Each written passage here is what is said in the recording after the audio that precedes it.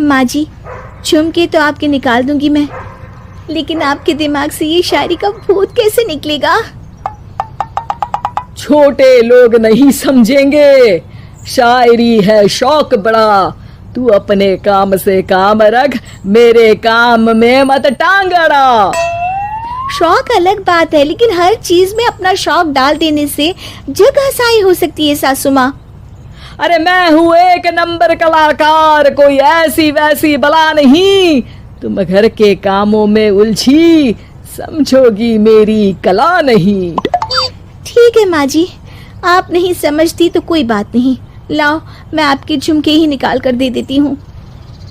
बहू सास के झुमके निकाल कर देती है और वहां से चली जाती है। शाम को बहू अपने पति से शिकायत करती है। सुनिए जी, आप माँ को कुछ समझाते क्यों नहीं? अरे क्या समझाना है माँ को? अरे अपनी शायरी थोड़ी कम करे ना। अरे तुमको उनकी शायरी से क्या दिक्कत है? अरे मुझे नहीं, पर पड़ोस में सब लोग हंसते हैं, कहते हैं बुढ़ापे में लोग सठिया जाते हैं, लेकिन शीला जी तो शायर हो गई हैं। अरे लोगों का काम है कहना, लोगों की बातों का क्या टेंशन लेना। अरे वाह, मैंने भी शेर कह दिया। वाह वाह वाह वाह। देख लो, तुमसे किसी ने कहा नहीं और तुम्हारे सामने कोई माँ की बुराई नहीं करता तो तुमको फर्क नहीं पड़ रहा। अरे तुम खामखा की बात का बतंगड़ बना रही हो। चलो चाय बना कर ले आओ मेरे लिए, साथ पियेंगे, कोई ढंग की बातें करेंगे। रेणु चाय बनाने लगती है। पहले वो अपने पति को चाय देती है, फिर सास को और आखिर में अपने ससुर को। लेकिन वो देखती है कि ससुर जी कुछ परेशान से हैं। क्या हुआ ससुर जी, कोई बात हो गई है क्या? अरे तेरी सास बात बात पे शायरी करती है। कल मैंने पूछा कि खाना खाया तो तेरी सास ने क्या जवाब दिया पता है?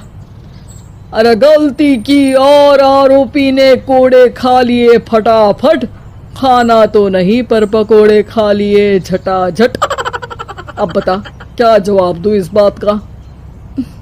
वो तो सभी से शायरी में ही बात कर रही हैं, मुझे भी समझ में नहीं आता कि क्या करूं मैं। बेटा उसको उसी की भाषा में जवाब देना पड़ेगा। मैं तो आम बातचीत में भी उसके सामने कुछ नहीं बोल पाता, शायरी में क्या बोलूंगा भला। ससुर ने जैसे ही कहा कि उसको उसी की भाषा में जवाब देना पड़ेगा, बहू को ये बात जच गई। अगले ही दिन वो शायरी की कुछ किताबें लेकर आई और शायरी की प्रैक्टिस करने लगी ताकि सास को उन्हीं की भाषा में जवाब दे सके। उसने दिन रात एक कर दिए। एक दिन सब साथ में बैठकर टीवी देख रहे थे, तभी रेणु सबके लिए बिरयानी बनाकर लाती है, लेकिन सास को बिरयानी भाती नहीं। कौवा करता काऊ काऊ, चिड़िया बोलती ची ची। इतना खराब बिरयानी बनाई है कि मुंह से निकले छी छी। बस इसी मौके का तो बहू को इंतजार था, क्योंकि अब बहू सास को उसी की भाषा में जवाब देने के लिए तैयार थी।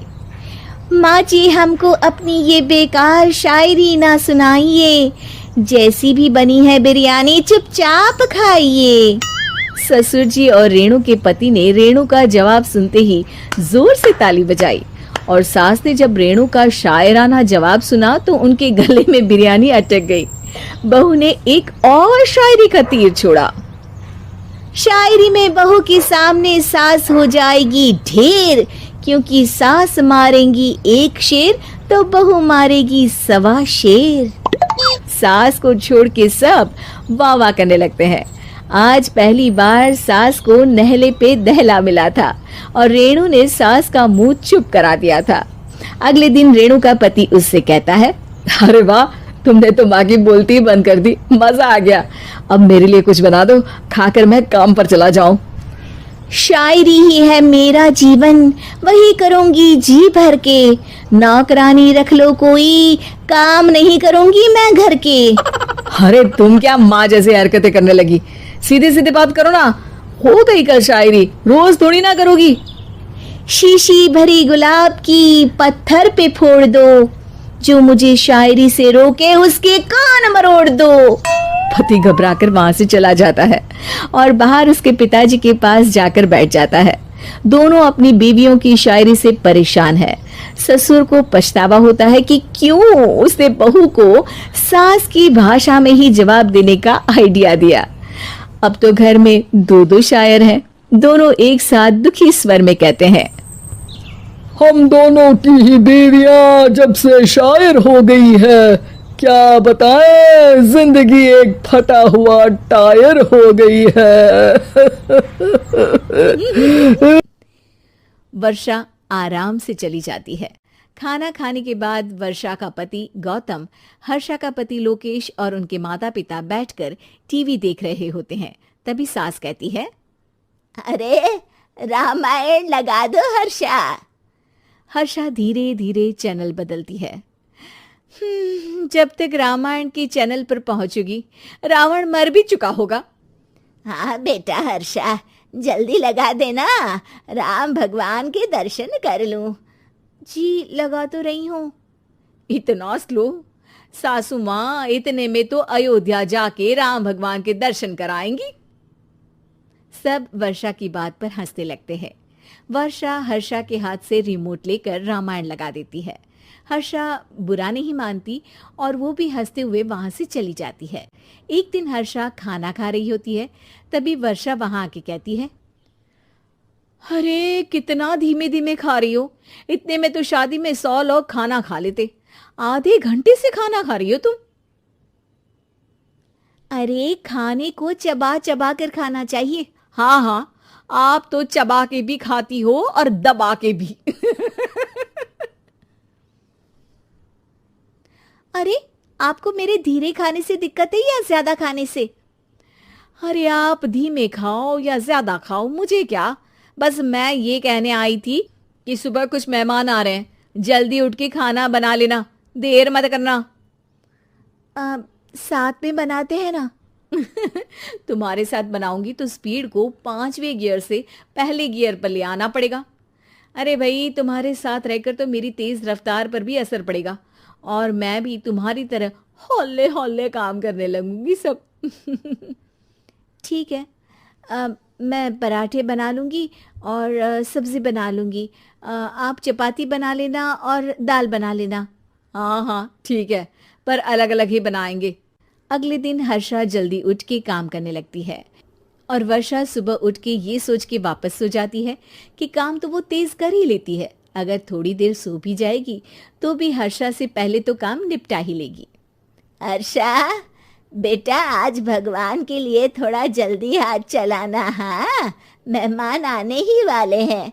जी हाँ माँ, आटा गूंद लिया है, आलू उबल रहे हैं, पराठे बनाने ही वाली हूँ, फिर सब्जी भी बना लूँगी। इतने में ही वर्षा वहाँ आ जाती है। माँ जी, मेरा तो आप टेंशन ही मत लो, अभी उठी हूँ, लेकिन देखना खाना फटाफट राजधानी एक्सप्रेस की स्पीड से बना दूंगी। इतने में ही मेहमान आ जाते हैं। आइए आइए आइए, खाना बन ही रहा है, चाय बनवा लेती हूँ पहले आपके लिए। सास किचन में आती है। वर्षा, वो लोग आ गए, चाय बना दे जल्दी से। हर्षा को नहीं बोल रही क्योंकि वो तो सुबह की चाय देने में शाम कर देगी। चाय बन भी चुकी है माँ जी। वर्षा तेज ही नहीं, सबसे तेज है। आप चलिए, मैं चाय लेकर आती हूँ। वर्षा मेहमानों के सामने चाय लेकर जाती है। ये हमारी बहू है वर्षा, तेज वर्षा कहते हैं इसको। हर काम में इतनी तेजी रखती है जैसे मिल्खा सिंह भाग रहा हो। अरे वाह वाह, फिर तो खाना भी जल्दी मिलेगा हमको।